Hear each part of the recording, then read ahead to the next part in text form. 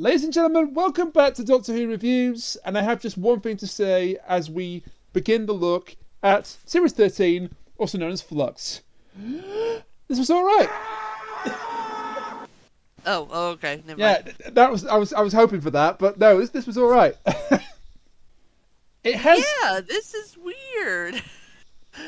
It's not that weird. It's perfectly adequate.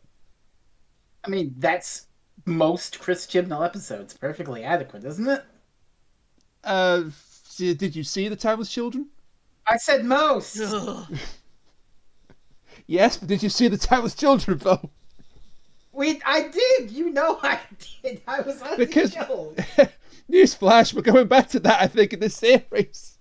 We'll be back. Kind of. But yeah, so the Halloween apocalypse is upon us. Aired last night. And it's got mostly positive reviews. A few people are really down on it. A few people that we know are really down on it.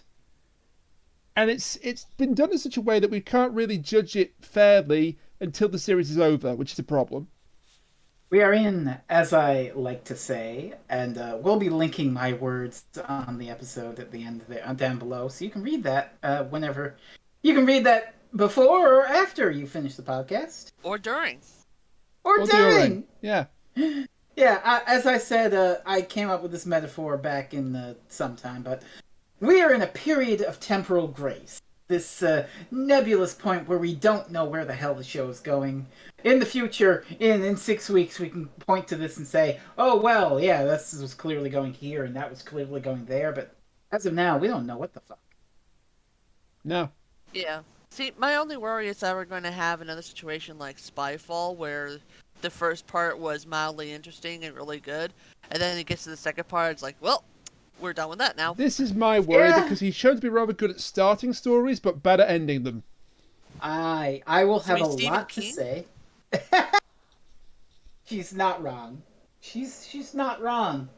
No. I read The Dark Tower, damn it. I read all of it. I read all of it. I bought that book new for my birthday. Look what you did to me.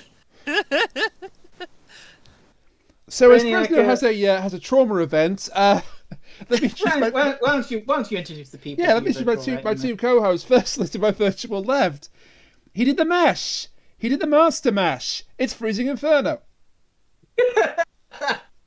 I would like to bring up a little something, an accomplishment, something that I can be proud of before we begin. As of today, November the 1st, I am officially, and we're going to put it in the thing right about now. I am officially the winner of the first monthly John Rand Invitational hosted by One Credit Classics. Hey! I got a high score on the NES Ghosts and Goblins. Look at you! Nice! Look, it's like I'm good at the hard video games or something. Hard game beater.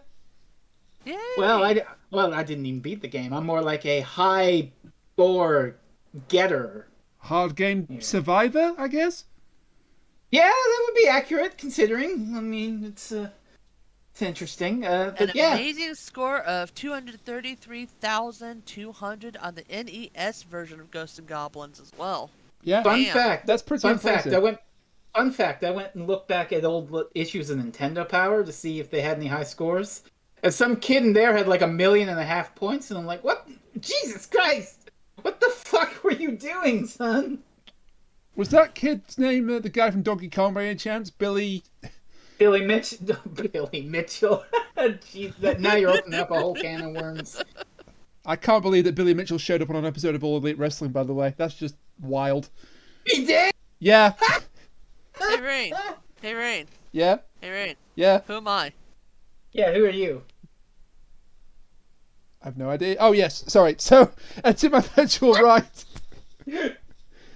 I was taking it literally, I'm sorry. To my virtual right, Halloween may be over, but she's still terrifying. It's Kat. Well, I mean, you know, I try to be. So thank you. Yeah, life goals.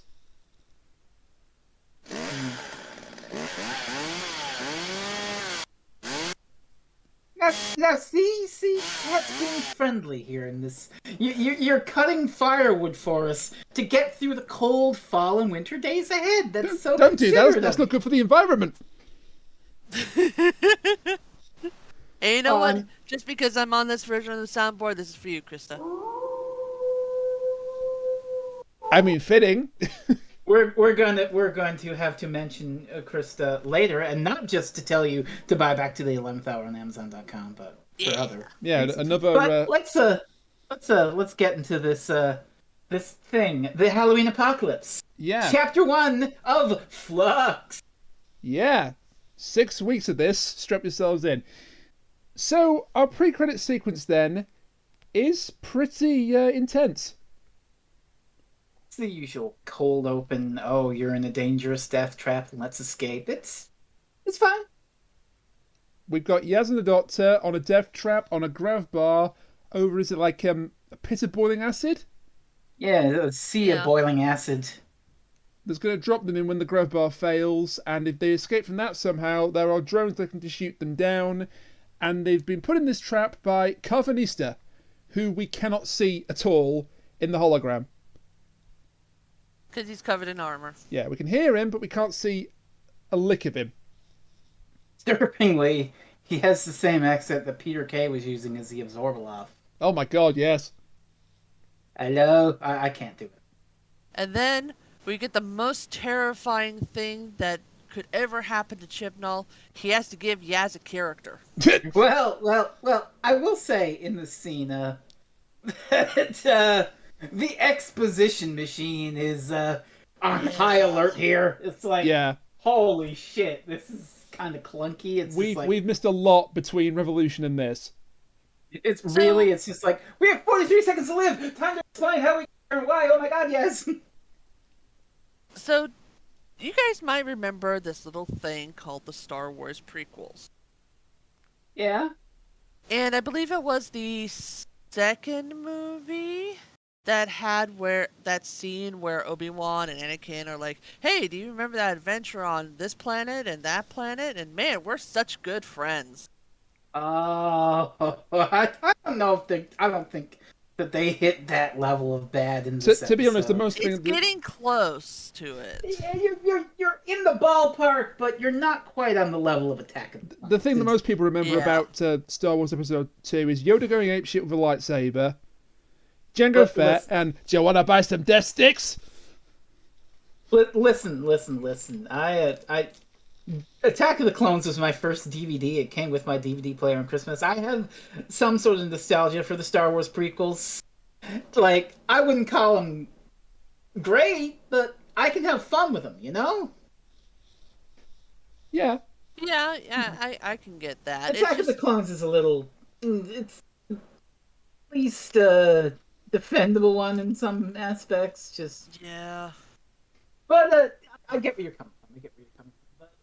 Yeah, it just has that weird feeling of, man, we're such good friends. You guys didn't get to see any of it, but you know what? We'll tell you all about it. And this is how good friends we are.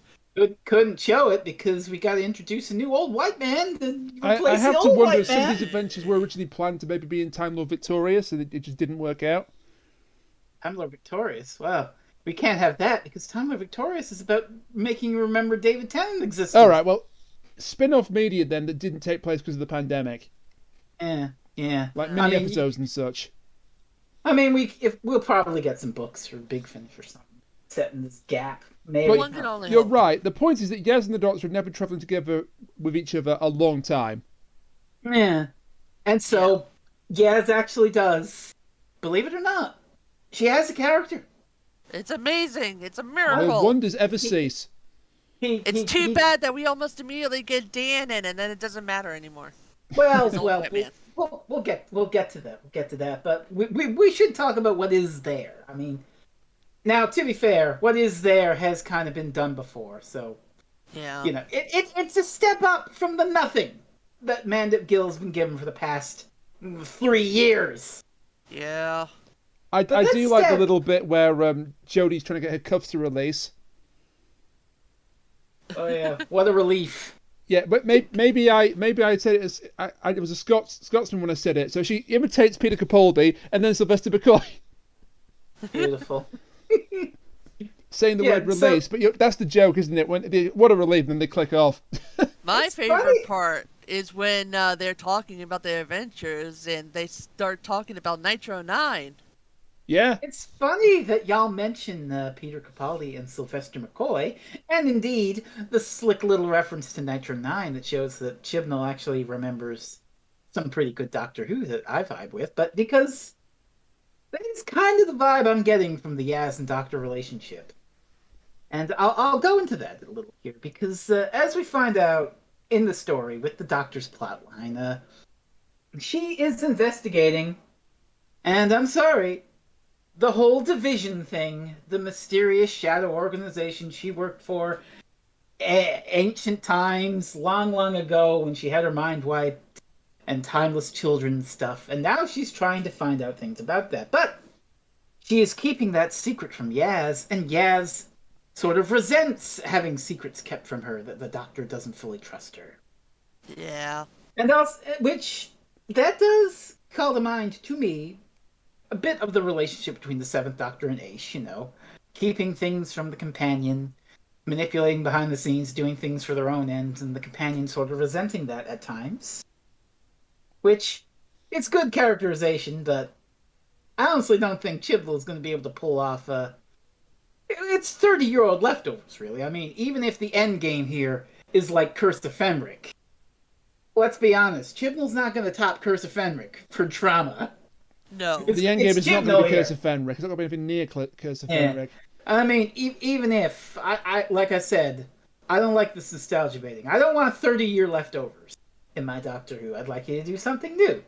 Yeah. You could, now, maybe the arc will go somewhere different, somewhere new, and not be that. Because, I mean, Yaz's character, she's also sort of pretty competent with alien tech now and hacking and getting into hijinks. And she can fly the TARDIS. Yeah. And there's sort of a thrill-seeker thing going on. So, amazingly, it also makes me think, in a way, of 12 and Clara. Unfortunately, all of that development happened off-screen.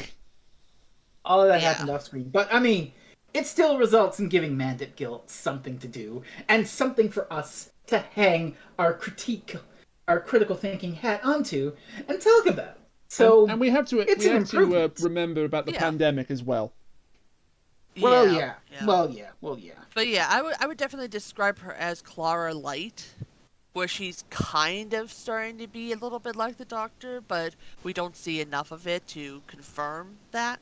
Yeah, it's nowhere near Clara as a Clara aficionado, but I appreciate the slight improvement. Yeah. I don't know where it's... Hopefully she'll get more time in the upcoming episodes so that we can fully see her fleshed out. I mean, but, that's the danger, because, as we said, as we critiqued from the minute before Bradley Walsh's goddamn chair on set was able to cool down, we shotgun in another old white guy. Yeah. So, we did, but he doesn't do too bad a job, I think.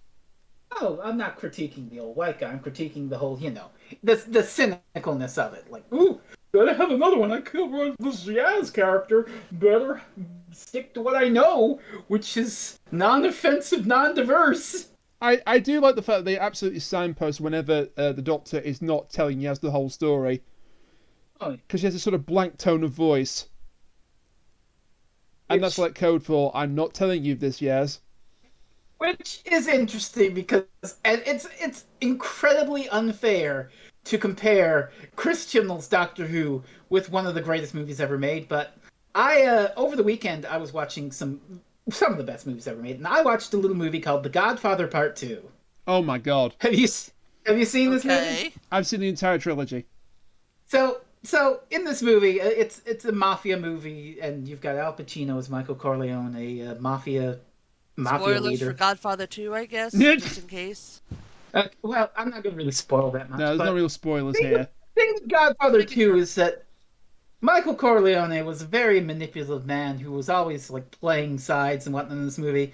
And I honestly could never fucking tell when whenever he was talking to a guy and saying, okay, we're going to do this and you're going to go here and do the thing, and you got to trust me, we're going to work this out.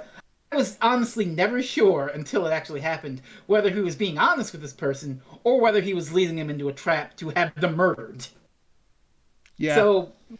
So that was a weird, strange ambiguity and great performance in keeping his cards close to his chest while he lied that Al Pacino did in that movie. So it's, and as unfair as it is to compare, it kind of made me think of that when you said, oh, in this episode, you can always tell when Jodie Whittaker is lying to Yaz because she talks in a bland, monotone voice. So that's just what I thought of. I am not... It is completely unfair for me to compare the Halloween Apocalypse to fucking Godfather Part Two, but... It is, but it's amusing. It really is. It just struck me, you know? It's the kind of thing that comes to your head. Halloween Apocalypse is the Goodfellas of Doctor Who. Ripping out his hair, and he doesn't know why. Oh, you want a film nerd ripping out his hair? Here's a take. Godfather Part 3 is actually okay. It's pretty good. I was going to say, it's not bad, but compared to what's gone before it, it's bad. Listen, I like how Rain. we're taking the opportunity to talk about everything but the Halloween Apocalypse. Listen, Rain, whenever it comes up.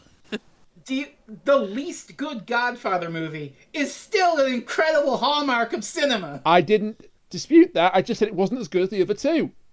Yeah, and you are correct. It's not. Then but why are it's we still... arguing? I don't know what we're yelling about. Let's talk about... What? I caught that kiss in the middle there. I have no idea what you're talking about. Anyways, let's move on. Yeah. Careless whisper intensifies. So why don't we talk about our new old white man instead of... Can you please not frame it like our new old white man? I mean, this is exactly what most modern media needs. Yet another old white man. Oh, don't. To come and save the day. I mean, look. For all that I'm cynical about, you know, shotgunning in a new old white man in the show, I will say, John Bishop is a very likable new old white man. Yeah. Dan Lewis. So he's another hook into the story, as it were, for the Doctor and co. And he's sort of, you know, the basic idea is he's sort of an Arthur Dent-like, you know? I don't know nothing about aliens. Oh, God, I've been dragged along in this wild ride. What the fuck is going on? As I lovingly put it in the article, his character motivation is basically confused scouse noises. Yeah, there's a bit of an underlying mystery to Dan. I'm not sure if he's quite as clueless as we believe him to be yet. Oh, yeah, you have that clue. Yeah. But his introduction is rather great, actually. Oh, the tour. Yeah, he's showing some people around the Museum of Liverpool, and you think he's a tour guide. He's like talking and saying, this is the greatest city in the world. And then the actual tour guide comes in and just coughs at him. Yep. Absolutely. Could definitely hear everything Dan was saying because the sound quality and design in this whole episode was fantastic, and that is a lie. We do have to address that. The sound quality was pretty poor. Yeah, it's like if you have someone who speaks in an accent and you can't hear what they're saying in the first place, it's kind of hard to understand them. And unfortunately, Dan falls into that category. It doesn't help that the Scouse accent is quite thick to begin with. Yeah. It's a pretty thick Liverpudlian accent. But his friend is the actual tour guide, and she's like, you can't keep doing this. You'll be banned up from the museum for life. It's a little more than friends, considering they're going to go out for drinks. Yeah, but it's a date. Well, not an actual date, but you know. Yeah. He has a crush on her. I don't know if she's got a crush back on him, but she clearly likes him. She has a crush back on him. And nothing bad will happen. Also, an interesting idea here. He works at a food bank. Yes. And he refuses to take any food for himself. There's a couple of kids in like Halloween costumes, and he gives the last food to them. And there's like a can of soup. He's like, go on, Dan, take the soup. He won't. He doesn't think he needs it, or he's too proud to admit that he needs help. And then Probably the latter. There's a slightly heartbreaking moment when he goes back and he finds there's no food in his house at all. So this has led to a little critique by some people in circles that I'm in because, it's a little over the top as far as showing off that he's below the poverty line, so to speak, and he's got no food. Like, literally has no food in the house, not a crumb. So people critique that aspect of it. He even gave his last food away to some kids trick-or-treating at his door. Mm. So I get what they're going for. You know, he's a generous person who either doesn't want to accept help or is too proud to take it, or whatever you want to say. But you know, not having a crumb of food in the house. Like if he just opened it up and it was all just like, you know, ketchup bottles or whatever sauce the English like, tartar sauce. I'm not going to dignify giving the person's name that wrote this particular review, but there was one person that was very upset that his friend had one hand and that he worked in a food bank. Called it a box ticking exercise. No? Wait, his friend had one hand? Yeah. I didn't notice that, but I mean... Oh, neither did I. Dan's got one hand. I mean, I'm with that. And the fact that you didn't notice it is good, because... It's just... She's an ordinary person who happened to have one hand. Yeah. You're good. It's not like, show us the weird thing. She just happens to have one hand. And yet, oh no. Oh, the diversity police are coming. There's someone different in my new old white man scene. Ah! Oh, for God's sakes. Oh, God. I will say that the scene with him, with the trick-or-treaters at the door is hilarious. And also, like, this is the scene from the episode Chibnall decided to tease us with. Yeah. You get us excited? Meet the new salad man.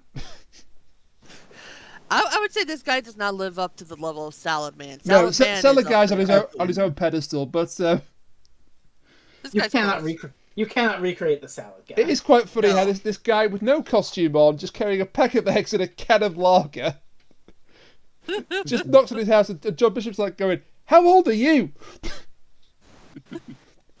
I am very disappointed that there wasn't an exterior shot of his house with eggs all over it. That's what I thought they were going for.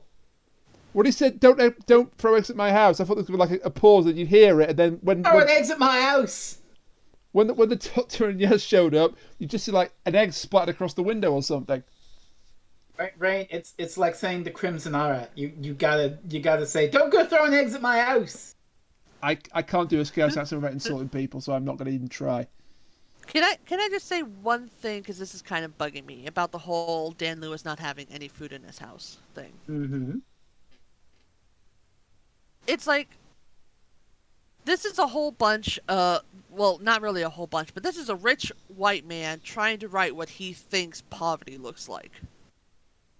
Uh-huh. And for some reason, he seems to think that poverty means that you don't have any food. And that you're too stubborn or proud or whatever in order to not take food. Since you're on the topic, Kat, I should mention the other criticism I've seen, which is later when the Doctor and Yaz come in and are investigating, and they find the laptop, and the implication being, wait a minute, how come he owns this fancy laptop? It's a trap! Get out! Yeah. Which some people took as an indication of what? Poor people can't have laptops, No, Chris? I didn't take it like that. I just meant that the laptop was too new, too sci-fi, too new looking. Which, I mean, I guess is a failure of communication on Chris Chibnall's part. He probably could have done that more clearly. Yeah, it's like he could have borrowed it from somebody. It could have been like a roommate or something like that. You didn't have to go for there's no way that a poor person could ever have a laptop this nice sort of thing. So let's just say Chris Chibnall kind of stepped in it here, but this episode doesn't shill for space Amazon, and there's no centrism, and nobody gets their mind wiped forcibly, so I mean... That's not the Wi-Fi joke. This is the biggest mistake he makes for the whole thing, and that's actually going pretty good still. So, I mean, we're still on pretty good par for a Chris Chibnall Doctor Who story. One thumb tentatively up, I guess. Yep. So it's like pretty much the only problem is that he's an old white guy who has a lot of money who's trying to write a poor white guy with no money. Yeah. How do you do, fellow kids? How do you do, fellow poor people? I love the fact Steve Buscemi went out on Halloween night dressed as his character. I saw that. That was great. Put that in, Rain. That was amazing. I'll put that in, but that was amazing. So, Did you just see what Mike wrote? what did Mike just say? He said he thinks that there was a ghostwriter. He was saying that to me as soon as I finished. That this episode has to be ghost written because they gave Yaz a character. He's not wrong. I get it. Yeah, I mean, he goes further with that. He felt that this didn't feel like a Chris Chibnall episode at all, which, I mean, let's not go too far. I mean, it's a Chris Chibnall episode. It's just I think he got a talking to. Maybe. I mean, it's definitely got Chris Chibnall's fingerprints on it, as I will get to in a little bit here. Yeah. But, anyway, our first threat breaks down Dan's door. Oh, are we going to talk about... Yeah. So, are we going to talk about Carvanista here? I think we have to, because poor old Dan, he's in his house, he's got no food there, and suddenly his door is knocked out of hinges, and he is... Hang on a second. Wrong Discord window. And he is greeted by the sight of this. Uh-oh. Wait, sorry, no, that's the wrong picture. That's the wrong picture. What the fuck am I looking at? That's Bungle from Rainbow. Oh. But you can see the comparison, I think. Okay, I wanted to say how fucking weird this scene is because I mean, first of all, we've got on Halloween night someone taking an axe to a door. So now, what does that make you think? Yeah. The Shining. Here's The Shining. The Shining. Which, okay, you've got that. It's like an implicit pop culture reference, but you know, if you get it, you get it. If you don't, you don't. It's just on its face. And then the goddamn alien tries a Jedi mind trick. Yeah, that was a little weird. Like, what? What are you doing? What? Yeah, it's technology rather than a mind trick, because it doesn't work. He literally does the hand thing. Yeah, and then he looks at his paw and he presses something on it and says, "Why is it not working?" You can hear like technological beeps and things. I don't care if he touches. It's a fucking Jedi mind. It is. The iconography and the way he moves his hands. That's what you're supposed to think of. It's like, oh hey, it's like Star Wars. I love John Bishop's reaction to this. He says, "You will do exactly what I asked for." No, I don't think I will. Yeah, apparently the furries have seen Star Wars. I mean, if you think that there's not going to be way more furries after this episode in this series, then you're wrong. I mean, they're coming, Frez, in more ways than one. You sound like you're leading the invasion. Good for them. But I'm going to have to send a photo of the of him to Chris to see what she thinks. Oh God. So that's really just weird. The forebears joke was funny though. That's cute. Carvanista starts talking about his forebears, and Dan says, "You look nothing like forebears." Oh my God. Jesus Christ. So, should we talk then about Carvanista and his... Yeah, why not? Because he's one of the two new antagonists introduced. Well, Antagonist? It's sort of a frenemy situation. Yeah, he starts off as an antagonist, but eventually he's allied with the Doctor. Yeah, that's the twist. That these oh wait, I get to say it. The Carvanista, not entirely villainous. There. Yeah, that'll do. Close enough. So, yeah, the Carvanista kidnaps Dan from Earth, which seems weird. Pretty suspect. And also, you know, all the death traps that he set for the Doctor and Yaz, the grab bar thing, and the laptop, which shrinks Dan's flat. And leaves some poor sod on the toilet exposed to the elements. Jesus Christ. Can I say, though, I really like Dan's reaction to a lot of stuff, especially when the Doctor hands him his house and says, "Here's your house." He's like, "How am I supposed to live in this?" Dan is very much like an Arthur Dent Light in this episode. Yeah, he really is. I kind of like him. He seems kind of like non-phased. He has this great moment where he first enters the TARDIS and he's like, "Oh wow, I think my mate has one of these, but it's bigger." Yeah, that's strange, that line. I think he was just trying to play it off and be like a manly man. I Yeah, don't think it was really strange. I think it was a joke. Imagine if his mate turns out to be the Master. Good God. Rain. This is Chibnall. We're not talking Moffat plotting where you got to be like, that production error is actually a clue. But imagine if his mate turns out to be the Master, though. God. So I'm dying on this hill. I'm dying on this hill. You can't stop me.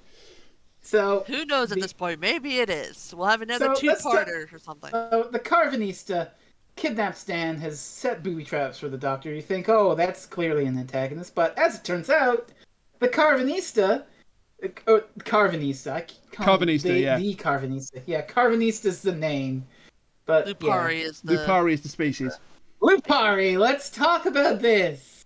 Yeah. So, Krista McTeer, author of Back to the 11th Hour on Amazon.com, has also dabbled in Doctor Who fiction. And one of the concepts introduced in said Doctor Who fiction was a race of wolf aliens called the Luparian. Cut to months later. So what you're saying is Chibnall stole from her. Yes! We demand restitution for Krista McTeer! I would like to and not think... just in buying Back to the 11th Hour on Amazon.com. I would like to think that it's a coincidence. I mean... Is Chibnall stealing something from somebody else? Wow, I'm shocked. Because lupine is literally wolf. Yeah, but they're not wolves, they're dogs. Yeah, true. They're not the Canarians, which is... Yeah. But even so, it's really weird. I kind of like Cavanista's design, but parts of him are quite naff, because you can see like little bits of the actor behind the eyes. I mean, it's the fursuit. Something my mum got quite upset about, actually. She's like, oh God, that dog looks awful. You can see his eyes. You can see his eyes. I mean, his mouth doesn't work how I think they would want it to. It's the muzzle of the dog head is very stiff, while you can see his lips moving. You can see the join in the suit. Yeah. That's a more fair criticism, I think, than you can see his eyes. This just tells me they did not get an actual furry to make this fursuit. Yeah. And that was the mistake. It does beg the question, if there are 7.2 million Luparians... Lupari. Sorry, Lupari. Do they all look like Carvanista? Yeah, I'm kind of wondering that too. Like, is there a corgi one? Is there a pug? Oh my God! I want a corgi. I mean, you know how they say that dogs look like their owners? And mine would be a cocker spaniel then. Mine would be a husky. And of course, Fred has to have the corgi. You're damn right. I have to have the corgi. Like I said, dogs match their owners, so... Oh my God, now we're going to have an influx of people making their Lupari. Why not? It's going to be Sonic Forces all over again. At this stage, why not? So, Carvanista does have them to flood everything with their OCs. Do you know how annoying that is? Carvanista does have... I have to get on Twitter and DM some artists. Carvanista does have a Liverpool accent. Yeah. And I think is that because he's bonded to a Liverpudlian? Maybe. Could it be that each Lupari has a voice that matches their designated human? We should explain. This is actually a cute idea, the subversion here. That the Lupari are not entirely villainous, and they are actually each Lupari is bonded to a human on planet Earth, and they are here to rescue the people of planet Earth from an oncoming planetary disaster heading from space, and rescue by just going, all right, you're coming with me. I mean, I don't know where they were all the other times that Earth was in danger, but good job, guys. You managed to do this one. Yeah, I mean, hindsight is a wonderful thing, but... They're just sitting there. They're just sitting there like... Doctor Who continuity? What is that? They're just sitting there like, okay, should we sort this out? Nah, the trees have got this one. I do like that... Oh, don't worry, Rainiac. I'm going to get you too with one of those references. I know. I'm fully expecting it at this stage. But in fact, hang on. I think I can hang on. I think if I look at the list here, since we're talking about the Carvanista and stuff, I think we can do that right now. Hey, Rainiac, you know the scene where the Doctor and Yaz first get on Carvanista's ship? Yeah. What does the Doctor do to disable the security systems on the ship? Oh yeah, the Hopper virus. Now this is a throwback. Virus. Oh, what episode is that a throwback to, Rainiac? Orphan 55.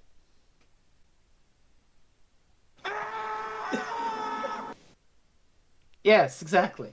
Yeah, but this is a throwback. So Of all things to reference, Chibnall references Orphan 55, and I could drag him because, the thing he references from Orphan 55, his takeaway, isn't, do climate change before we all boil, but instead, haha, remember when Ryan was doing funny dances because of a virus?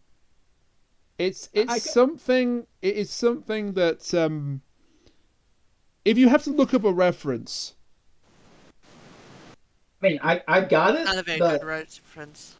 I got that immediately. I got another reference that we'll talk about in that later on in that scene as well. Didn't get this until I looked it up. I got it because I remember. I didn't get this was a reference until you said something just now. Well, it was. Well, that's just because you two have been blocking Orphan 55 from your mind for the past 19 months. Accurate. No, yes. I've mostly been blocking all of the 13th Doctor's run except for a couple of select episodes. Like Tesla. I see. Tesla. So, I can't remember anything other than Tesla, but we're doing good. So, shall we move on to? I think we've covered actually most of the interesting stuff in the episode. Well, there's one big thing. Oh yeah, the best villain, or the best new character is our villain. I don't know if I can say best just yet. Well, all right. I don't think most intriguing. He's an interesting villain. He's very interesting. So let's talk of Swarm. He's just Walmart brand Thanos. Yeah. Well, yeah. Let's talk Swarm. So, Swarm was first mentioned, if you remember, during that Comic-Con panel. That's one of the words. That was Chris Chibnall's word. Yeah. To describe the series, and here is Swarm, and he is a prisoner trapped on a desolate planet, and we first get a sight of him in a vision experienced by the Doctor.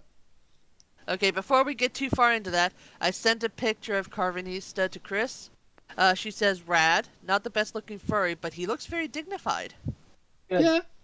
Good. With a samurai influence. I love his weapon, his big axe. Yeah, that is very cool. Which he uses as a gun. But it's still a pretty cool weapon. Yes, but now back to Swarm. Yeah, back to Swarm. So, vision by the Doctor, and here we have to talk about, I'm sorry, the Division. Because these two agents arrive in a manner similar to Gap from Fugitive of the Jadoon, who she was an operative of the Division, and I think the idea is that they're Gallifreyans, like Gap was.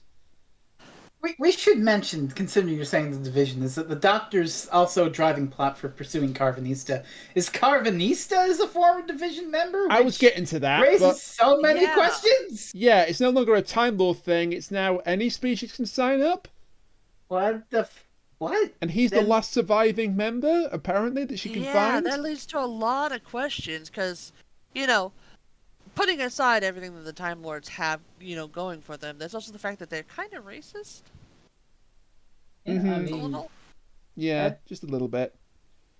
So it doesn't make it, but we don't know much about the Division. Maybe, God help us, we'll find out as the series goes. But I just wanted to mention that. Anyway, back to these two agents then, who are clearly 2 days away from retirement, the second they land on the planet. I mean, I will say also, Chris Chibnall's improving, because not once does he ever have one of them mention, "Oh, I can't wait to go back to my daughter and my wife after we do this job."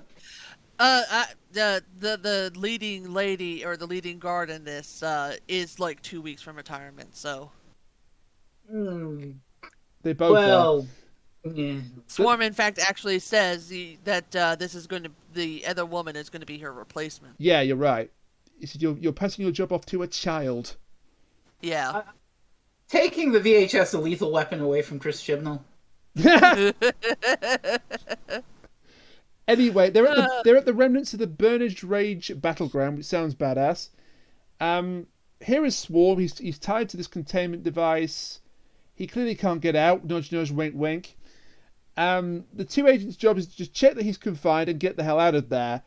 And the senior agent is an idiot because she says to her younger partner, don't engage with the prisoner, don't do anything he asks of you, don't speak to him, and then does all three of those things. Yeah. Oops. As soon as the prisoner mentions that her name is Ensentak, I can't even remember if the second one is named. It doesn't really matter because she's in this for about a minute. Yeah, she's cannon fodder. And then Ensentak's eyes glow purple, and Swarm breaks free. I get the impression he could have always done that because the ease at which he breaks free from the containment field is hilarious, really. Yeah. Was he just like bored, like, right, today I'm going to leave? Wow. It kind of like takes away from a little bit of it just because it's like, yeah, he got out of that really, really easily. So the hell have you guys been doing all this time? He absorbs Ensentak. He reduces the other one to dust, as you mentioned, Thanos. Oh boy, it's like Infinity War. Yay.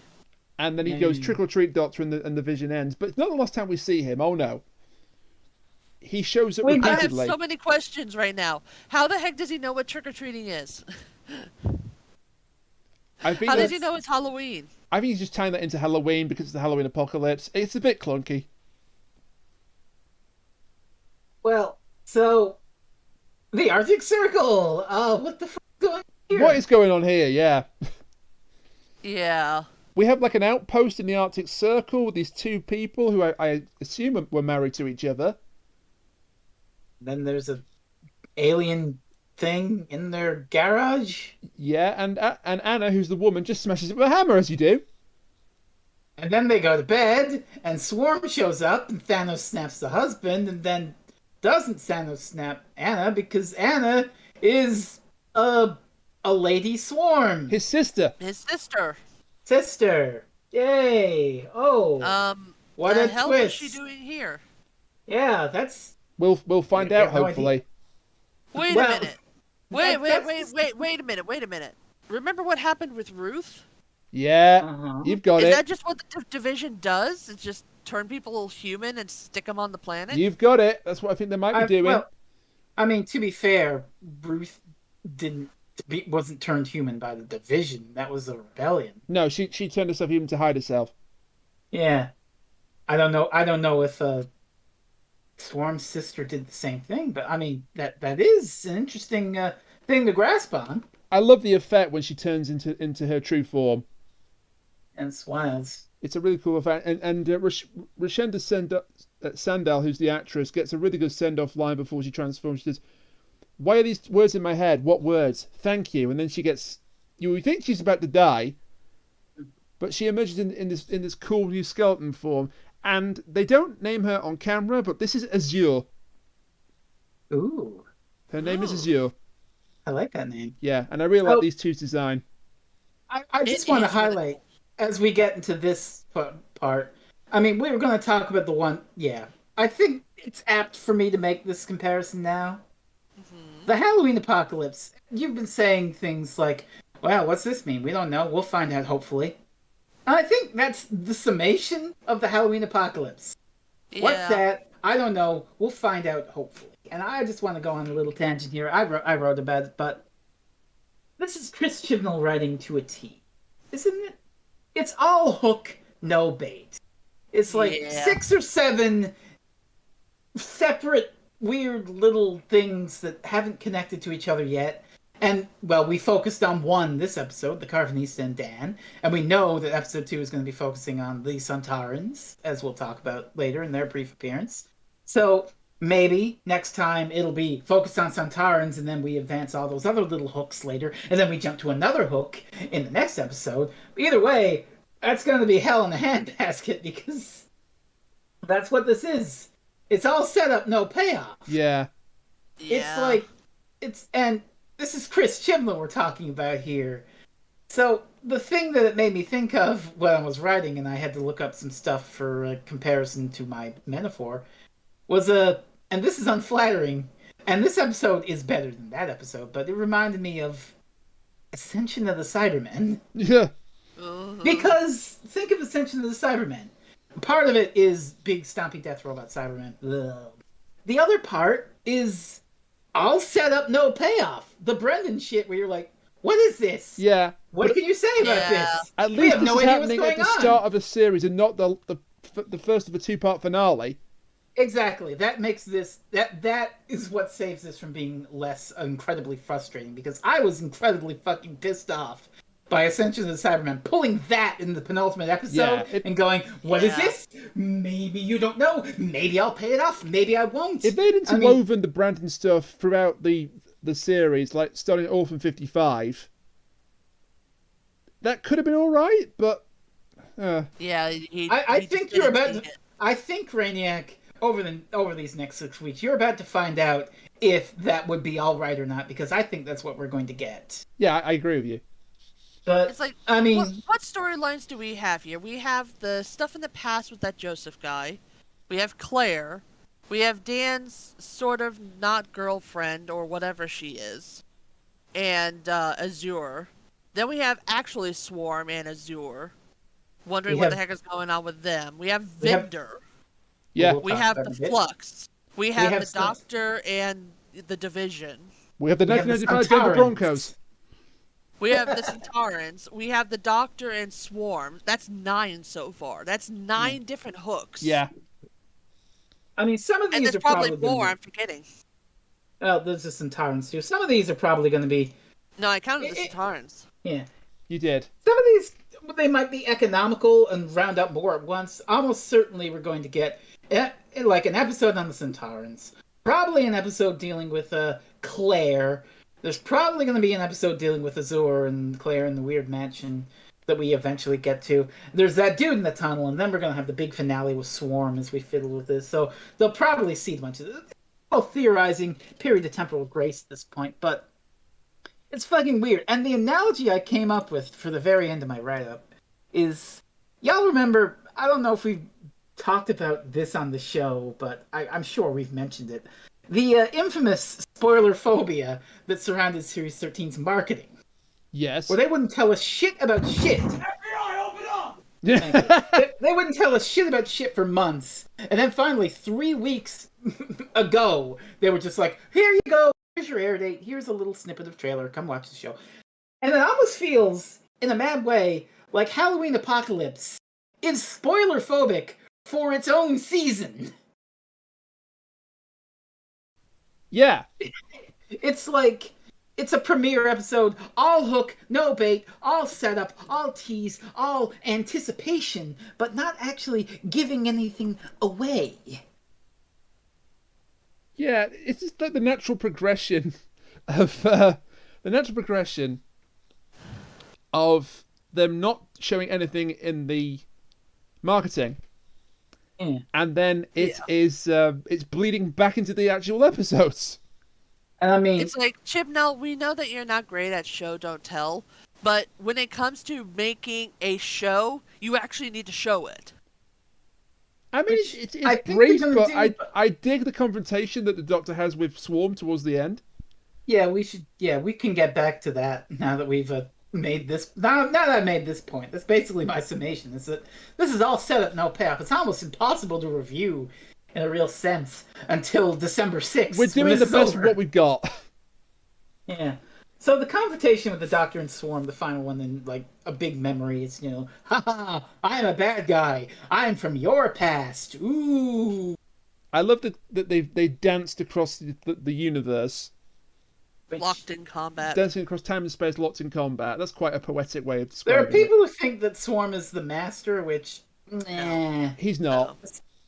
This is just some division asshole. Swarm is somebody that the anti-division Doctor asshole. fought when she was part of the division, I think. Yeah. Okay. Which might mean we get a roof appearance again. Yes, please. That would be nice. Even if it's just a cameo, but we might get a roof appearance. I love his aesthetic and Azur's aesthetic. It's very Day of the Dead over in Mexico. Yeah. It's really cool. Very Crystal Skull-like. Yeah. It's also really cool how he has two forms. Like he has a form when he's on the containment field, and he absorbs the division lady, and he's got a new form. And two different actors. One could say he regenerated. Could he be? Could he be a Time Lord? I don't think so. It's a theory that the Radio Times posited, but I agree. I don't think he's a Time Lord. I hope to God he's not like something stupid like the Doctor's father or some stupid thing like that. Oh, for God's sakes! There is the possibility that he came through the same portal that the Doctor came through in Timeless Children. I can't believe I'm saying that. God, if she's a Ravager, that will probably just ruin everything that's come before it. But it could even be that maybe the Doctor was like the scout for him, and she turned against him. Who knows? Yeah, that's all. Hopefully, all I could say is if Chibnall's intention is to turn the Doctor into a villain of some sort, or like a pseudo villain, I'm not going to be happy. Who knows with Chibnall at this point, honestly? I mean, Eric Saward already tried that with the Sixth Doctor. Hey! All options are on the table, quite frankly, which is terrifying. So yeah, we should probably wrap up. I mean, we've talked about the big things that actually. Let's skim over the little threads. Yeah, the little threads. Here are the little there's hooks. There's one big thing that I do think we need to just talk about briefly, and that is what Swarm brings. The Flux itself. I figured we'd talk about that when we talk about Vinder here. That was going to be Vinder in the ending, yeah, but. So let's chat. Should we chat about Vinder or should we chat about the Flux? Let's do Vinder. I think, yeah. Honestly, they kind of go hand in hand because Vinder only becomes important because of the Flux. That's true, yeah. So we knew that Jacob Anderson was playing this guy, and he was going to be important throughout the series because he was the special guest at the Comic-Con panel. And he's actually genuinely very excited for this character, the actor. Which is nice. He wants to be. He's hoping that this is like the next River song in terms of popularity. So I don't know about that, but maybe. No. I mean, bless you. Let's see what you can do when you get involved with the Doctor. So I'll hold judgment on you. Okay, Jacob Anderson, I'm going to give you. I'm going to tell you a little bit of truth. This is not like Game of Thrones where people have favorite characters. This is Doctor Who. This is where they latch on to some completely nonsense character and decide to lift that up to high standards. This inanimate carbon rod. Not even an inanimate carbon rod. It's like, here's a Dalek. This Dalek is not like other Daleks. And then everybody's like, I love this Dalek. He's got a new hat. Hey, look. This lady is a bossy control freak who's a mirror of the Doctor. I love her. Yeah, so Vinder, he's at Observation Outpost Rose. You've got to imagine that's a reference. I think it's more because the outpost actually is shaped like a rose. Yeah, it could be that. Even so, I mean, we got a more overt reference to sure Rose. It was named because it's shaped like a rose. We got a more overt reference to Rose in the Ninth Doctor when they're running away from Carvanista.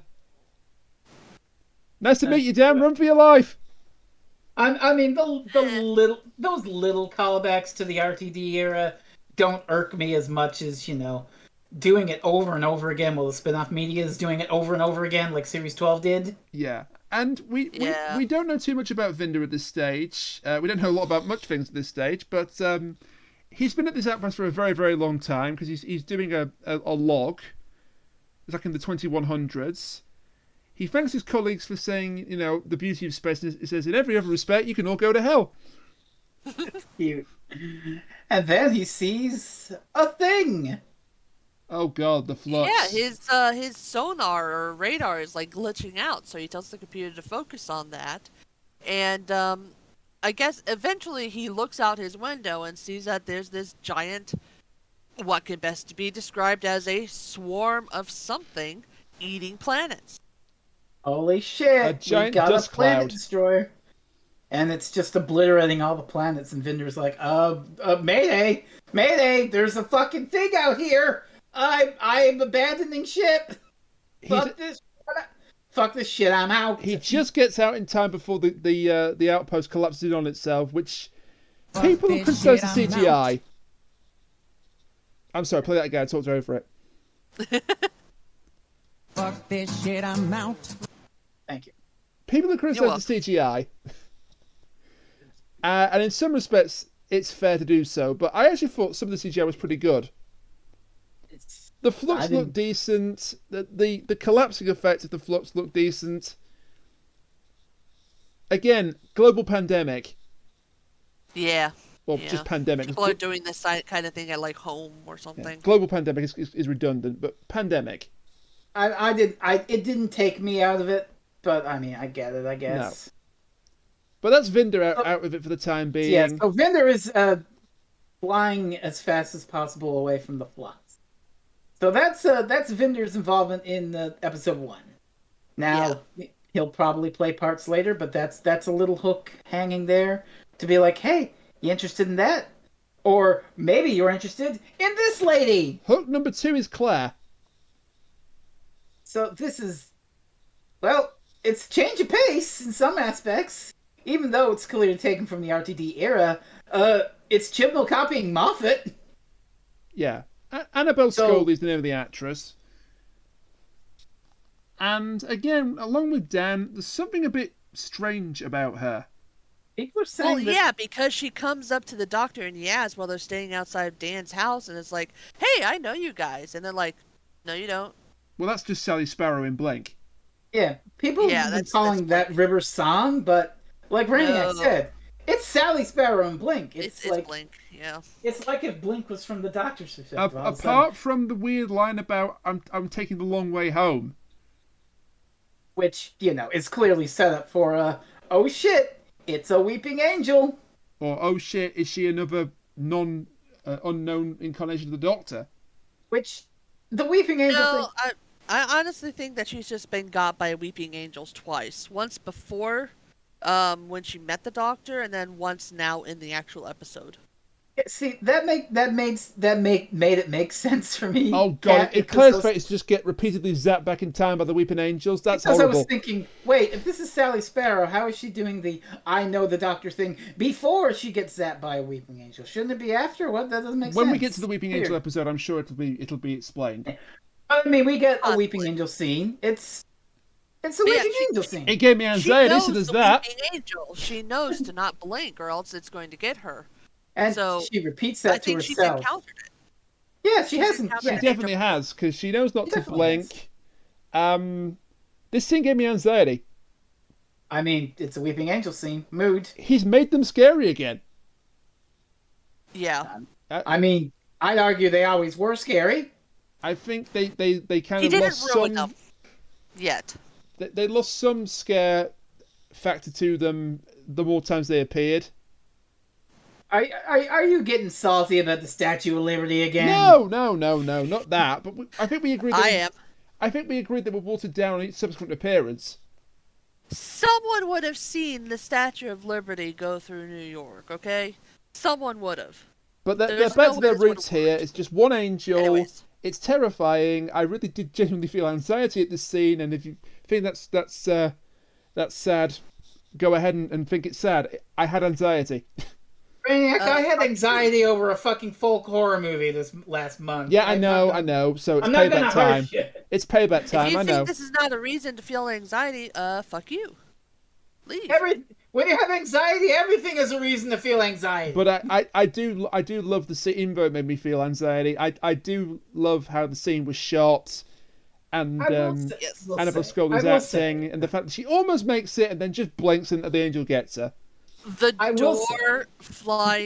door sort of slowly opening with the angel right there. Oh, that was so creepy. Yeah. I will say, we knew for a bit that Chibnall was bringing back the Weeping Angels, and well, there are two ways to bring back the Weeping Angels. You've got the blink method, where oh no, don't blink or they'll get you, and they'll send you back in time, and you'll live your life to death, and they'll feed on that. The basic concept. And then you have something like Time of Angels, Flesh of Stone, which is like the angels are fucking alchemy, and thinking of them makes them real. And I knew going into this series, Chibnall was not gonna do fucking thinking of the angels makes them real or some weird shit like Moffat would do. No. So he was always gonna go back to this well, just the standard well. But even so, it works. It's a spooky weeping angel scene. I mean, I've seen it before. It gave Rain anxiety, so we can say it was effective. Yeah. Time will tell when we get to the actual weeping angel episode in Flux, what we make of the weeping angels there. If they're just a spooky make you live to death thing, or if he actually brings in some of that gonzo bullshit. So that's which two I characters. Very much doubt. Yeah, so that's two characters, Vinda and Claire, that the Doctor is clearly going to meet again later on in later chapters of Flux. And then we have the two weird characters coming up. What the hell is going on with Joseph Williamson? Who knows? This is the hooks are getting, and this is right at the start of the episode. You're just like, where is this going? Oh, that didn't go anywhere. We just gotta wait. This is before we meet Dan. Yeah. Because it's set in Liverpool in 1820, then it says 201 years later we meet Dan in the museum. So he's a real life eccentric, was Joseph Williamson. And he's having these tunnels dug in Liverpool that don't have any real rhyme or purpose to them. The work is random. There's no meaning for it. And he's like, he said, we must have more workers, the poor, the ex-soldiers, they must all come here and they must work because this tunnel has to be dug. And then he meets a guy called Mr. Stonehouse, who basically says, you're out of your mind. And Williamson is like, the things, if you knew what was coming, what's coming? The cataclysmic, the impossible. I will say the actor does a very good job playing him. I'm sorry, I'm just chuckling because I just realized as you were describing it, this is like a summation of the episode as a whole. We have to do this because reasons. Yeah. I can't tell you, but we're doing it because of reasons. I do like the fact that Chibnall's taken a genuine mystery and ported it over to Doctor Who. Oh, well. There are a series of tunnels underneath Edge Hill University dug by Joseph Williamson. To this day, no one knows what the hell they're about. Oh, this is real. Okay. Yeah, he was an eccentric, one of the great eccentrics of the Victorian era. Okay, that's slightly more impressive, I guess. He also gave a lot of money to the poor. I like that kind of stuff in Doctor Who, where they take weird things that nobody could really ever explain, and they give it its own sci-fi twist. Yeah. And I'm thinking it of ties it into real life. I'm thinking of Eaters of Light here. You beat me to it. I'm thinking of Stones of Blood. Yeah. Oh yeah. Yeah. He was also a great philanthropist. He gave a lot of money away to the more needy people of the UK. So eccentric, but also a philanthropist. Okay, so it's clearly a hook that, well, it's an interesting concept, but as we said, we don't know where the hell it's going to go. Maybe it'll go somewhere good. Maybe it'll go somewhere bad. We don't know. And, well, one thing that we will find out where it's going is next week, because as we see a brief teaser in this episode, hold on. You guys are forgetting something. Oh, who are we forgetting? I knew that you were going to forget this because you guys have not mentioned it, and I'm the only one who ever mentions it. Uh-huh. Dan's co-worker or ex-co-worker, who's waiting at the corner for him to go get drinks on Halloween, is suddenly called by somebody to go into a mysterious mansion where the door slowly opens to a white light. I was going to have the ending, but yeah. I wish I knew her name, but I don't know her name. Di or Diane is the lady that it's gets like taken in. We still have, even if it's not, it's something I think is important to talk about outside of the ending because she seems to be important for some reason, especially to Azure, who meets her in this weird random place. It seems like a cave that's half filled with water or something. And Azure and Swarm both meet her there for some reason, saying they're going to have fun with her. Yeah, I don't know what's going on here. Yeah, who knows? It's like, why her? Is it like for a specific reason? I felt sorry for her when her feet are moving. She's like, "Stop walking, Di." Stop moving your feet, and she can't. It's like they specifically called her there. Yeah. They went out of their way to on. get her.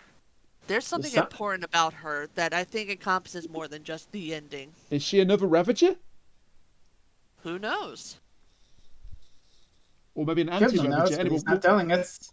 Again, Honestly, we will I hopefully think that find they're out. just going to torture her or something. Yeah. So, Santarans? Yeah, this, or as I like to call it, the episode 2 teaser. Yes. Which, I mean, at least it's a 2-minute like hook, and not half the episode like Ascension of the Cybermen was. I'm fine with glad this. they did inject a little humor into the scene. You look terrible. I'm fine with this, and I love the redesign. I'm just glad they got Dan Starkey. Yeah, how's it going, Dan Starkey? I'm just glad that the Santarans are fun. Rain, do you have the gif of Strax whapping Clara in the face with the Times? You know I do. Please, can we get that in? Can we get that in? Yeah, I'll add that in post. Thank you. It's so good. It's so good. Okay, so Santarans, new design. Whack! I love it. There it is. I deliver. Hey, you deliver. Hey, unintentional puns are the best. So, Santarans, they're back. Okay. They're back, and they're Scottish. And they're interested in the Flux, and they're like, oh boy, there's going to be war and death and mayhem. How exciting is that? Like, I know that the actor of the commander is Scottish, but why is he Scottish? Why not? We've never had a Scottish Santaran before. Plenty of planets have a north. Yeah. Yeah, all right. I don't know.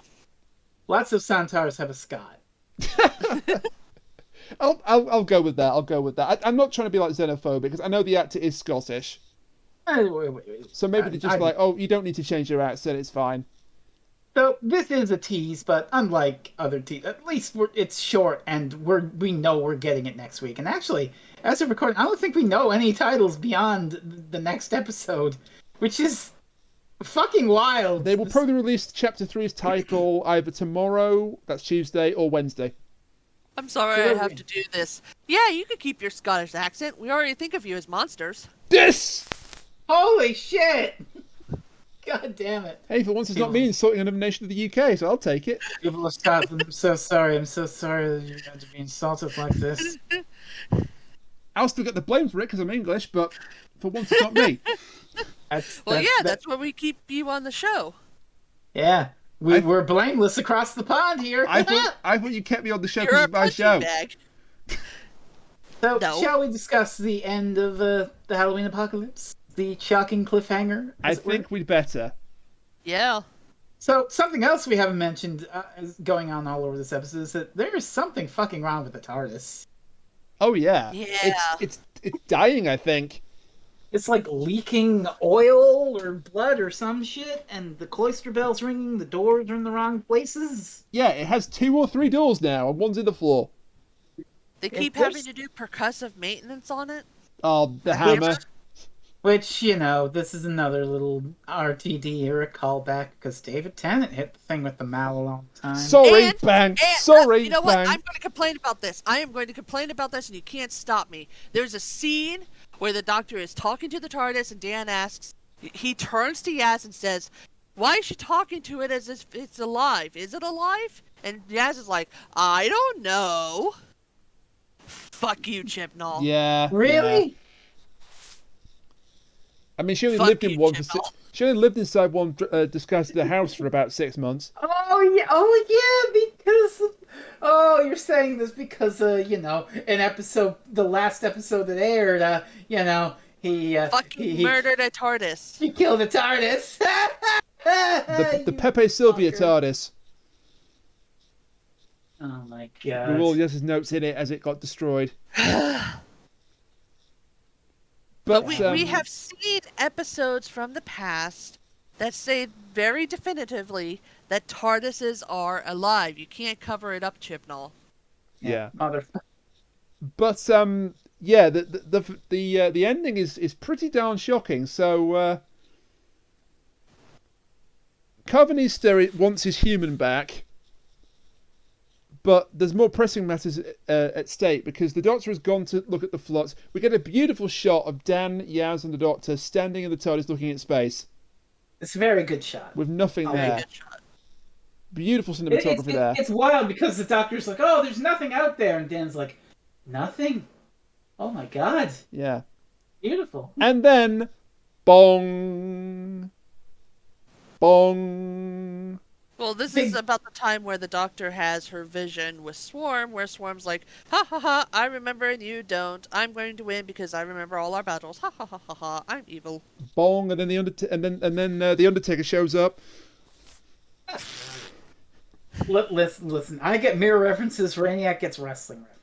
It's only fair. Come on. I get my soundboard. Yeah, all right. That's a fair compromise. So yeah, so the Doctor's like, oh shit, we should go. I heard that, Cat. Thank you. And so they go, but the Flux is it's the Flux. The Flux is chasing them. Yeah, it makes a beeline for the TARDIS. And well, the Doctor has this grand plan that she's going to alert Earth, and she's going to get all the 7 billion Lupari to put their ships around the Earth and create a giant shield. A battalion wall. Because they mentioned this earlier, where the Lupari have actually manufactured their ships to try to go against the Flux, and they also have the ability to join up into one big ship. So then they can have a big thing of humans and save them and hopefully withstand the Flux. So everyone on planet Earth shit their pants as the sun suddenly went out because there was a giant fucking spaceship net over the sky. Yeah, we should point out... It depends on which side the sun was on. We've forgotten to point out that the reason why Carvanista was out of position with the rest of his fleet and got Dan early is he fell into some sort of time portal or something. Time distortion. Which might be relevant. We don't know. Because his ship was covered it, and Doc's like, that's not right. He shouldn't have this on his ship. So the other members of the fleet haven't had time to get in position to save their humans yet. So they, as a last-ditch effort, they form this protective wall around the Earth. And Carvanista thanks the Doctor and says, now get your ship behind this wall and protect yourself. Unfortunately, it doesn't work out like that. The TARDIS stalls. When she's hitting it with a hammer and she's apologising in between smashes.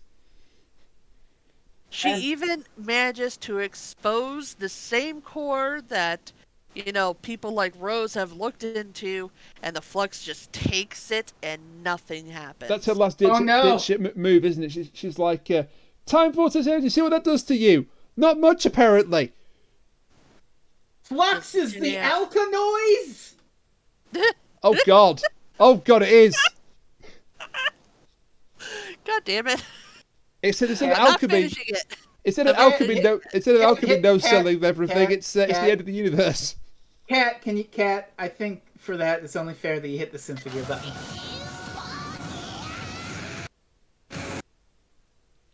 Please, for the love of God, finish season 3 so we have something to talk about other than Chibnall for the next 5 weeks. She refuses. I refuse.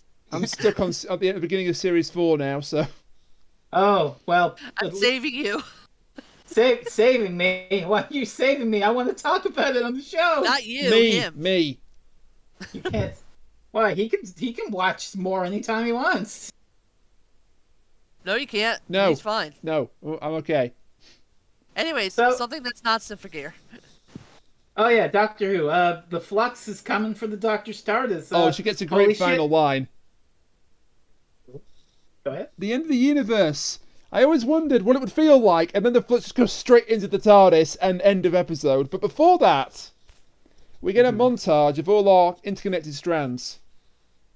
It's like, hey, here's the plot hooks. And I forget what order they're in, but we see Vinda moving away from the Flux destruction. We see Claire being transported back into somewhere in the past. We assume, anyway. We see Joseph Williamson again, which is just the same shot from last time. We see Paul die in the Hell dimension with Azure. We see Carvanista, and we see the Sontarans shouting, "Attack!" And I think that's So- everything. So I was thinking, as we watched this episode, planet destroying bullshit. I was thinking, and I mean, I'm sure that we're going in a different direction, and we'll get out of this easy. Imagine what a fucking shock it would have been if episode 1's cliffhanger was the shield fails and the Earth is destroyed. Yeah. And you could obviously bullshit its way back by the end of the series, but imagine that shock of a cliffhanger. I thought they were going for the universe ends and the Doctor goes back in time to fix it. Well, I mean that's Big Bang. True. That's Big Bang. We don't Let's need to be rehash that. fair here. What do you think the chances are that the shield will actually block the Flux? I mean, true, but if that's what he was intending, show that here as your cliffhanger. Yeah. I don't think that's what he was intending. I may be just talking out of my ass here, but my prediction is that Swarms sent the Flux specifically after the Doctor, and then he's just going to go back to slowly devouring the universes. He's not going to directly go after Earth just yet. We're assuming, aren't we, that Swarm and Flux are connected? I Yeah, mean, because they are. it gotta be. It's like Swarm sent her a message through the mind link that they apparently have. True. And then all of a Trickle sudden the Flux trait. goes after her? Yeah, you can't stop it. Yeah, you're right. Okay, yeah. So he's Yeah. definitely And the linked to Flux it. looks like a fucking swarm in space. He so, and Azure are definitely linked to it, yes. Yeah. So, shall we, final thoughts, Halloween Apocalypse? I mean, we can try to. It's going to be very difficult to do that, but we can try. Yeah. I can come up with a good... I'll take... I mean, we really, can come if I up with our predictions for what we think the story's going to be. I don't really have any predictions. I don't per se, either. but- I'm going to I have blind. one. But I'll just start here. This episode's okay. It's a perfectly adequate Chibnall era Doctor. It doesn't rise to offensiveness, but it doesn't actually, it's not really as great as, say, something like Spyfall Part. It is perfectly adequate Doctor Who.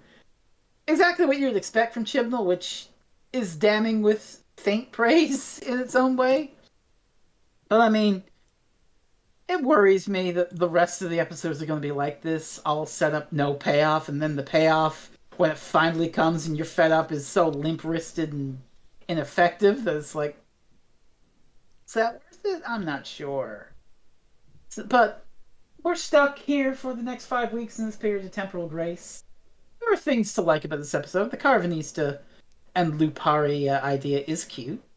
Dan is an effective Arthur Dent. Yaz is a character now, which they could develop over the course of the thing. That's one of the many hooks that they could tug on. And you've also got the interesting things. Vinder, the Flux, the Swarm, Joseph Williamson, Claire, Diana. What are they going to do with that stuff? I don't know, because we're focusing on the Centaurans next time, so who knows which of the... I'm sure they're going to advance a lot of those plot threads incrementally as we go through the wars, as we go through the Centauran episode, and then something will happen in the Centauran episode a little time, something else. But this is a fine opener. At least they're doing this all set up, no payoff thing as an opener instead of the penultimate episode like Ascension of the Cybermen was. So it's okay. It's a Chris Chibnall Doctor Who episode. It's basically what you expect. Rain, what do you got? Okay, so I'm going to make a bit of a leap here, so just bear with me. So firstly, I actually quite enjoyed this, a lot more than I thought I was going to. The whole building thing is a little bit annoying that we can't judge this on its own merit yet without seeing the other episodes of Flux, but it is its a chapter of a individual chapter of a wider story, so I can forgive that, I guess. I think Swarm and Azure are going to hopefully be fantastic villains, but again, we won't know until the end of the story. But what I think he's going for here, Chibnall, is there was a drama series on BBC One years back called Relic, Rellik, which is killer spelled backwards, Mike, and not our Mike, another Mike. It's a reference to something, and Relic started with the killer being arrested and worked backward from there. So it The was Memento. it was a serial killer story told in reverse, essentially. A detective story told in reverse. And I think that's what Chibnall is going for here. I think this is a series finale. I think he's built this like a series finale, but at the start of the series, not the end of it. That's fucking bold. Yeah, it's certainly different for Doctor Who. I don't think Chibnall's going to do that. But I think the pandemic forced his hand. He's gone for all that spectacle of a series finale-like episode. I mean, the last time they did that was The Impossible Astronaut, where they killed the Doctor. Yeah. I mean, that was definitely... I mean, it's interesting considering, I wasn't writing about Doctor Who in 2011. What would I have made of Impossible Astronaut if I were writing about it? I mean, I definitely remember going, I have no idea what's going on. But, God knows. But 10 years later, I fucking love Series 6 and the Ark. I'm actually quite excited to see where these different plot strands could take us, despite being mindful of the fact that it could all suck, and it's quite good to feel hopeful about Doctor Who again. I'm not feeling too hopeful, but don't give me hope. The episode was was okay. Yeah. So. But yeah, let's just see what we get in the next 5 weeks. But not a bad start. A couple of dodgy CGI effects, but not a bad start overall. Kat? I kind of have to agree. I mean, I never thought I would be like this for a Chris Chibnall episode, but I'm slightly hopeful that this isn't going to be terrible. And that feels weird to say.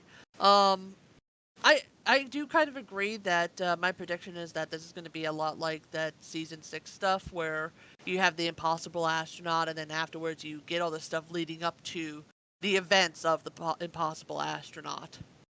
Sort of like not telling the story in reverse, but giving you the ending and then telling you how they got to that. So I do agree with that. That's definitely a prediction I have. I also have the prediction that Swarm will most likely try to play around with the Doctor rather than just, kill her or anything like that. So I think that that's what we're going to go for next week is... Because obviously we know that the Doctor, Yaz, and Dan survived somehow. So I have this feeling that he's going to do something to send them back in time or, toss them into a different universe or something. It's honestly hard to tell at this point, but... I'm honestly interested in seeing where this goes, and hopefully he doesn't run it into the ground like he has his other stuff. So yeah, hopeful. That'd help us. We're hopeful. It almost felt in a way like this wasn't like Doctor Who. It was more like a CW show, but... I mean, it's event television, TM. Yeah. And the event television continues next time with Chapter 2, War of the Sontarans. Okay. Sontarans. Kind of trad, I suppose, by concept alone. Hey, here's the Sontarans. They're going to shoot people, but we'll see. We'll see. I don't know how much we know about this episode. Set in the Crimean War. Mary Seacole makes an appearance. Okay. She was a Crimean War nurse, not Florence Nightingale, the other one. Kind of reminds me a little bit of Resolution, just because of the whole, we have these ancient tribes of people or ancient people who are going up against a super advanced killing machine. It's just in this case, instead of the 3 armies against the Dalek, it's, people from the Crimean War going up against Sontarans who have lasers. Yeah, and we see a little bit of a battle in the last seconds of the trailer. And it's like, I have a feeling it's not going to go that well for one side of this whole thing. Well, judging from that battle shot, it almost looked like they were both shooting lasers at each other, so who knows? And that leads me to something else that I kind of wanted to talk about. The name of this whole series. Flux. Because Flux has a bunch of different definitions, but it could mean something like continuous change, flowing in and out, just like, essentially, just change in general. So, are we saying that or is Chibnall saying that the Flux is something that is changing time itself? I mean, the Doctor says that it's disobeying every law of time and space. Oh. as it's And that's eating the what makes me planets. wonder what the Flux is actually doing. Like, is it changing the dimension? Is it changing time? Are these planets that were not supposed to exist and now do because of this event? Are they erasing things? Yeah. I I'm want sorry, to I'm sorry. know what's going on with the Flux and why it's specifically dissolving things. You made me think of, and this is a deep cut, and Mike, our Mike is going to be screaming when I mention this, but Is it season Frontios? 3. No, it's not Frontios. It's season 3 of Star Trek Enterprise. Is set in this weird part of space that has like spatial anomalies and shit that change and alter matter, and all sorts of weird bullshit happens. Yeah. And they have to deal with it. So when you're saying that, is the Flux like altering time and changing time, and the whole thing was expanding as the plot of some aliens, but I won't get into like season 3 of Enterprise because oh dear God. But yeah, so yeah, that made me think of that, which is interesting to think about. If this is some sort of plot by Swarm to alter the universe on some massive scale with his thing, but I mean, it looks for all the world like it's just a destruction wave. I don't know, but it's interesting because it's like, where did Swarm come from? If he has this power, this ability, why did he choose to do this? It's like, this is very, very interesting villain. We'll have to find out. And it's like, I really hope he gets a satisfactory answer to this. But it's like, I want to know. I want to know, Chibnall. Early Damn days. you, Chibnall, you made me interested. Early days, but he's no Tim Shaw. That's for certain. Oh yeah, this is way better than Tim Shaw ever could be. Oh yeah. I mean, so far our original big bads have been Tim Shaw and The Master. the Lone Cybermen. No, the Well, and the original big bads, not the big bads in general, but Look, the original big bad in Spyfall was the Master. The Lone Cyberman didn't come until the end of the series. oh, and by the way, the Master wasn't originally in that episode. Hmm. He was added in later, as Sasha Dewan admitted this past week. Great. Oh wow. So next time on Doctor Who Reviews, it's War of the Centaurans. Rainiac, where can you find us lovely people? You can find us on Twitter at ReviewsDoctor. You can also find us individually on Twitter at RainiacTheManiac, at Concave Usurper, and at Freezing Inferno, respectively. You can send us an email at goitstimateyourself@gmail.com. Kat sometimes streams video games on her Twitch channel, which is twitch.tv/Concave Usurper. And all that remains, unless you've got anything to plug. I've got my blog where I am posting first impressions of the Flux episodes. Yes. And they go up usually the day we record, so like the day after I watch the episode. Yeah, so. they go up on like Friday we'll have afternoon. Sorry, they go up Monday afternoon for me, and then we record these on Monday evenings usually. Yeah, so so my thoughts are down below. If you would like to do the thing, I will actually plop that in the chat for you so you can link it. I will be sure to include that. Thank you. Promote me. Consider you promoted. So, He's not. what do you mean he's not? I have no idea what you're talking about. I didn't say anything. The gaslighting is Anyways. getting worse and worse on this damn podcast, so... Doubt. Gaslighting? Nobody's gaslighting you. You're weird. Doubt. Press F to doubt. Say goodnight, Rainiac. Good night, Good night, Rainiac. Rainiac. So, thank you to you, the audience, for listening to us talk about the first part of Flux, the Halloween Apocalypse. We hope you enjoyed it. I think 2/3 of us are somewhat hopeful for the rest of the season. Hold my breath, but I'm writing about this thing, and I'm writing it along with you. So God help us. Let's see where this goes. Yeah. I'm just watching Strax constantly hit Clara in the head with a newspaper. That's been on my screen for about 30 minutes. Mesmerizing, isn't it? Hypnotic is not the word. Whap. Whap. So join Look us. into my mirror. Whap. So join us next time for Chapter 2. WAP. No, Chapter 2. War Whap. of the Centaurans. WAP of the Centaurans.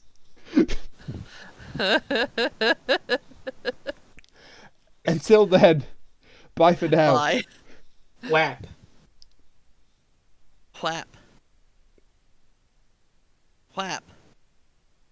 God damn it, I nearly corpse at the end there. You nearly made me corpse at the end there.